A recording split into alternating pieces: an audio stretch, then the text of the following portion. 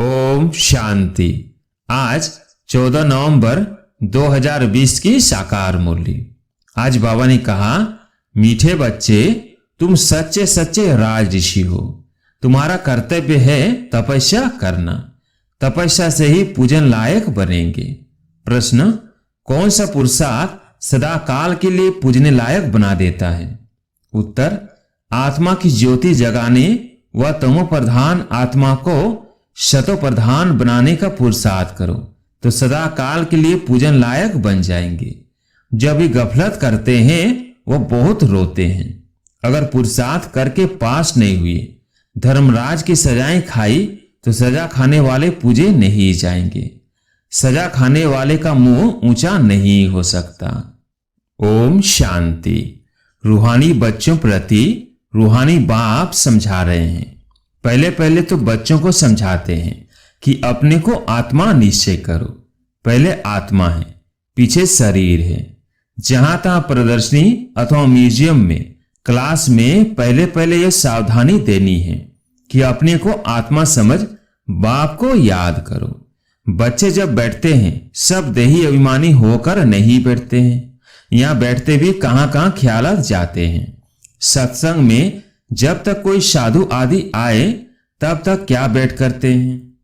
कोई न कोई ख्यालात में बैठे रहते हैं। फिर साधु आया तो कथा आदि सुनने लगते हैं। बाप ने समझाया है यह सब भक्ति मार्ग में सुनना सुनाना है। बाप समझाते हैं यह सब है आर्टिफिशियल, इनमें है कुछ भी नहीं। दीपमाला भी आर्टिफिशियल मनाते हैं। बाप ने समझाया है ज्ञान का तीसरा नेत्र खुलना चाहिए तो घर घर में सोजरा हो। अभी तो घर घर में अंधियारा ही है। यह सब बाहर का प्रकाश है। तुम अपनी ज्योति जगाने बिल्कुल शांत में बैठते हो। बच्चे जानते हैं स्वधर्म में रहने से पाप कट जाते हैं।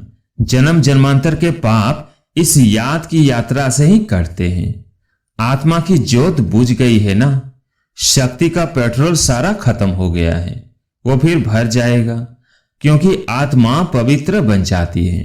कितना रात दिन का फर्क है। अब लक्ष्मी की कितनी पूजा होती है। कई बच्चे लिखते हैं लक्ष्मी बड़ी या सरस्वती माँ बड़ी। लक्ष्मी तो एक होती है, श्री नारायण की। अगर महालक्ष्मी को पूजते हैं तो उनको चार भुजा दिखाते हैं, उसमें दोनों आ जाते हैं। वास्तव में उसको लक्ष्मी नारायण की पूजा कहा जाए। चतुर्भुज है ना, दोनों इकट्ठे। परंतु मनुष्यों को कुछ भी समझ नहीं है। बेहद का बाप कहते हैं कि सभी बेसमझ बन पड़े हैं। लौकिक बाप कभी सारी दुनिया के बच्चों को कहेंगे क्या कि बेसमझ है? अभी तुम बच्चे जानते हो विश्व का बाप कौन है। खुद कहते हैं मैं सभी आत्माओं का बाप हूं, तुम सब मेरे बच्चे हो। वो साधु लोग तो कह देंगे सब भगवान ही भगवान है। तुम जानते हो बेहद का बाप बेहद का ज्ञान समझा रहे हैं हम आत्माओं को। मनुष्यों को तो देह अभिमान रहता है, मैं फलाना हूं। शरीर पर जो नाम पड़ा है उस पर चलते आए हैं। अब शिव बाबा तो है निराकार, सुप्रीम सोल। उस आत्मा पर नाम है शिव।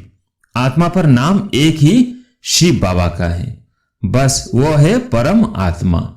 परमात्मा उनका नाम है शिव। बाकी जो भी आत्माएं ढेर की ढेर हैं उन सब के शरीरों के नाम पड़े हुए हैं। शिव बाबा यहां रहता नहीं है, वो तो परम धाम से आते हैं। शिव अवतरण भी है।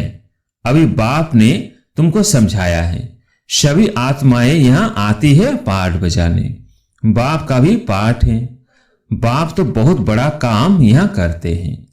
अवतार मानते हैं तो उनकी तो हॉलीडे और स्टैंप आदि होनी चाहिए। सब देशों में हॉलीडे होनी चाहिए क्योंकि बाप तो सबका सदगति दाता है ना। उनका जन्मदिन और चले जाने का दिन, डेट आदि का भी पता नहीं पड़ सकता क्योंकि यह तो न्यारा है ना। इसलिए सिर्फ शिवरात्रि कह देते हैं। यह भी तुम बच्चे जानते हो। आधा कल्प है बेहद का दिन, आधा कल्प है बेहद की रात। रात पूरी होकर फिर दिन होता है, उसके बीच में बाप आते हैं। यह तो एक्यूरेट टाइम है। मनुष्य जन्मते हैं तो म्युनिसिपैलिटी में नोट करते हैं ना, फिर 6 दिन के बाद उसका नाम रखते हैं, उसको कहते हैं नामकरण। कोई छठी कहते हैं। भाषाएं तो बहुत है ना। लक्ष्मी की पूजा करते हैं, आतिशबाजी जलाते हैं। तुम पूछ सकते हो जो लक्ष्मी का त्योहार आप मनाते हो यह कब तख्त पर बैठी? तख्त पर बैठने का ही कॉरोनेशन मनाते हैं, उनका जन्म नहीं मनाते। लक्ष्मी का चित्र थाली में रख उनसे धन मांगते हैं, बस और कुछ नहीं। मंदिर में जाकर भल कुछ मांगेंगे, परंतु दीपमाला के दिन तो उनसे सिर्फ पैसा मांगेंगे। पैसा देती थोड़ी है, यह जैसी जैसी भावना है। अगर कोई सच्ची भावना से पूजा करते तो अल्पकाल के लिए धन मिल सकता है ही अल्पकाल का सुख। कहां तो अस्थायी सुख भी होगा ना। स्वर्ग का तो उनको पता ही नहीं है। यह स्वर्ग की भेंट में कोई खड़ा हो नहीं सकता।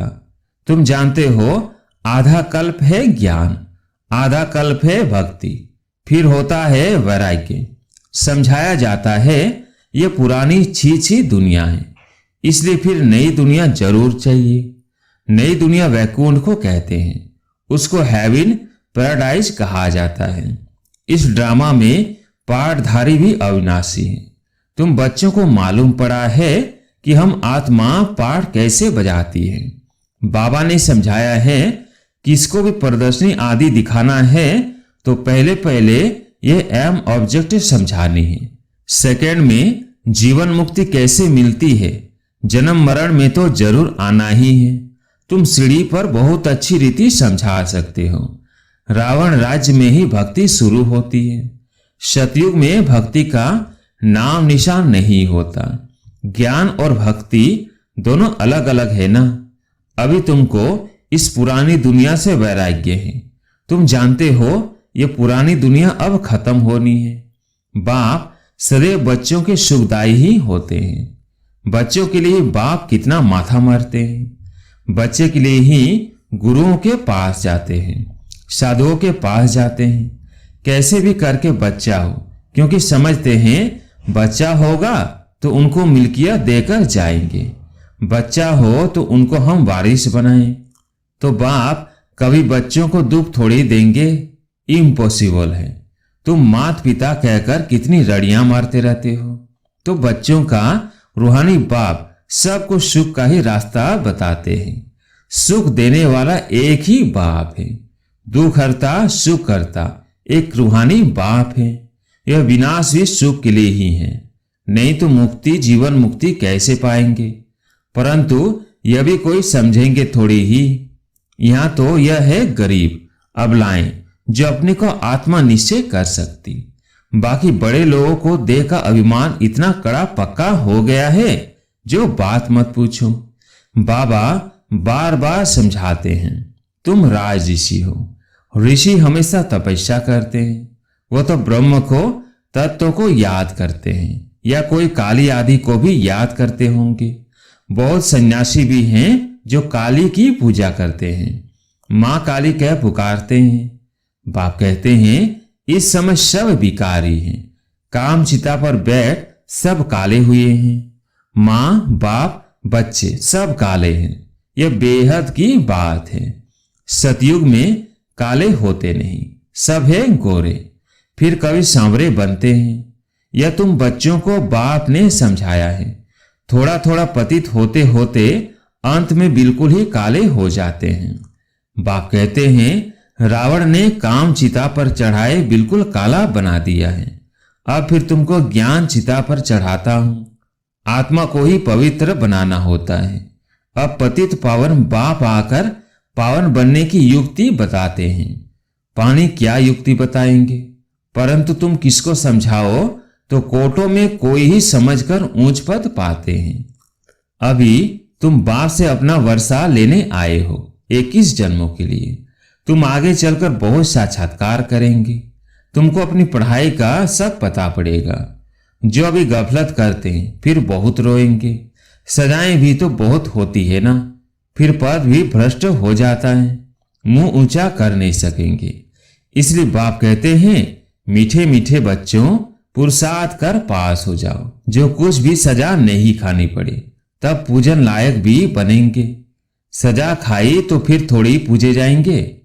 तुम बच्चों को पुरुषार्थ बहुत करना चाहिए, अपनी आत्मा की ज्योति जगानी है।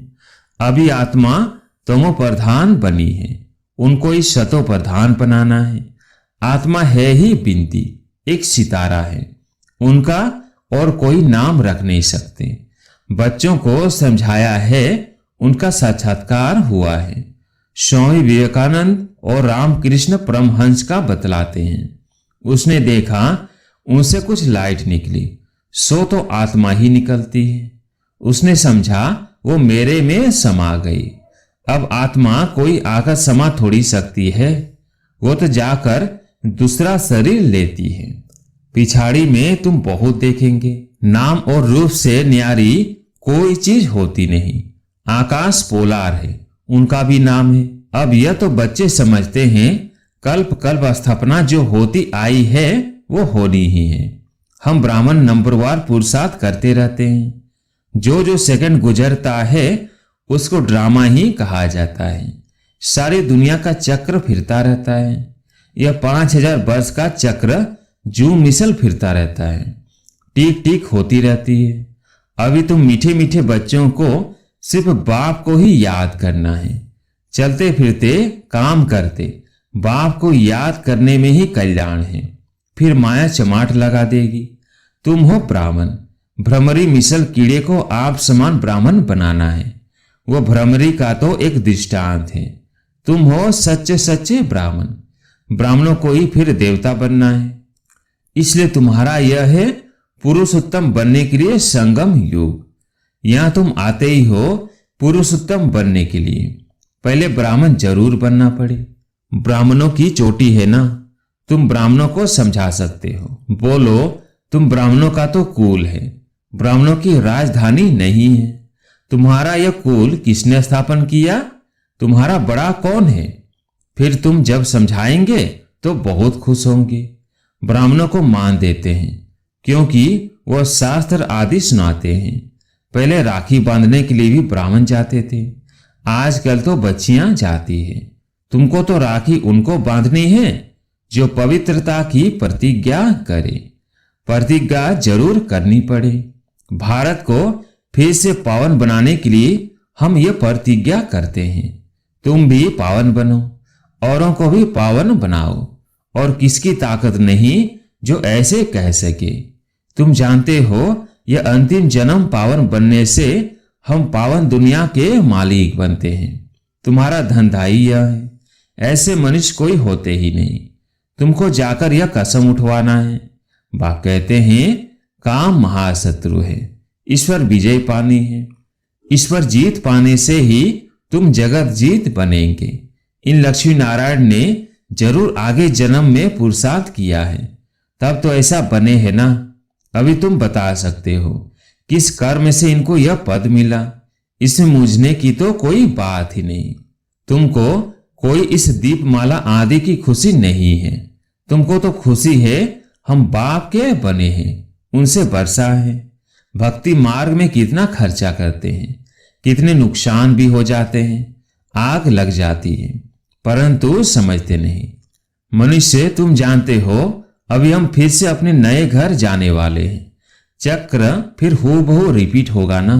बेहद की फिल्म है, बेहद का स्लाइड है। बेहद के बाप के बने हैं तो कपारी खुशी होनी चाहिए। हम बाप से स्वर्ग का बरसा जरूर लेंगे। बाप कहते हैं पुरुषार्थ से जो चाहिए सो लो। पुरुषार्थ तुमको जरूर करना है। पुरुषार्थ से ही तुम ऊंच बन सकते हो। यह बाबा इतना ऊंच बन सकते हैं तो तुम क्यों नहीं बन सकते हो? अच्छा, मीठे मीठे सिकिलदेव बच्चों प्रति माता पिता बाप दादा का याद प्यार और गुड मॉर्निंग। रूहानी बाप की रूहानी बच्चों को नमस्ते। हम रूहानी बच्चों की रूहानी बाप दादा को याद प्यार गुड मॉर्निंग नमस्ते नमस्ते। धारणा के लिए मुख्य सार। पहला पॉइंट, जैसे बाप सदा बच्चों के प्रति सुखदायी हैं, ऐसे सुखदायी बनना है। सबको मुक्ति जीवन मुक्ति का रास्ता बताना है। दूसरा पॉइंट, देही अभिमानी बनने की तपस्या करनी है। इस पुरानी छीछी दुनिया से बेहद का बैरागी बनना है। आज प्यारी मीठे बाबा का वरदान, दिव्य गुणों के आह्वान द्वारा सर्व अवगुणों की आहुति देने वाले संतुष्ट आत्मा भव। दिव्य गुणों के आह्वान द्वारा सर्व अवगुणों की आहुति देने वाले संतुष्ट आत्मा भव। जैसे दीपावली पर विशेष सफाई और कमाई का ध्यान रखते हैं, ऐसे आप भी सब प्रकार की सफाई और कमाई का लक्ष्य रख संतुष्ट आत्मा बनो। संतुष्टता द्वारा ही सर्व दिव्य गुणों का आह्वान कर सकेंगे, फिर अवगुणों की आहुति स्वतः हो जाएगी। अंदर जो कमजोरियां, कमियां, निर्बलता, कोमलता रही हुई है, उन्हें समाप्त कर अब नया खाता शुरू करो और नए संस्कारों के नए वस्त्र धारण कर सच्ची दीपावली मनाओ। स्लोगन, शवमान की सीट पर सदा सेट रहना है तो दृढ़ संकल्प की बेल्ट अच्छी तरह से बांध लो। शवमान की सीट पर सदा सेट रहना है तो दृढ़ संकल्प की बेल्ट अच्छी तरह से बांध लो। अच्छा, ओम शांति।